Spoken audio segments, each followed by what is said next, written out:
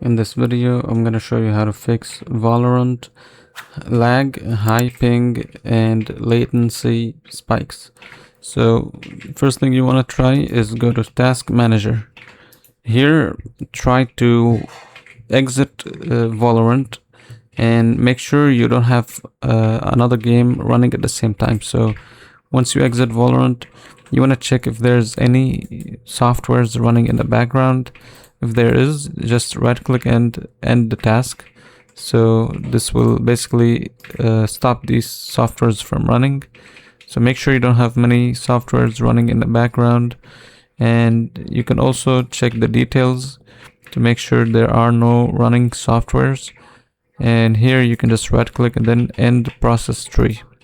So your goal is to make sure you have just minimum amount of softwares running while you are running your game. So if you go to the startup apps here, you will see the apps that will automatically start up when you start your computer.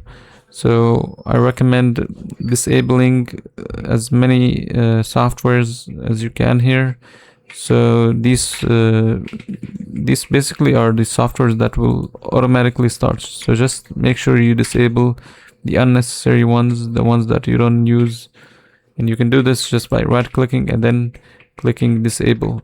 So for example, this one is enabled, you can just click disable.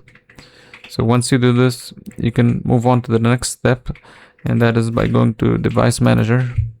Here you'll go and update your network adapters. So if you're using a cable Ethernet, you'll update this one. If you're using a wireless Wi-Fi, you'll update this one.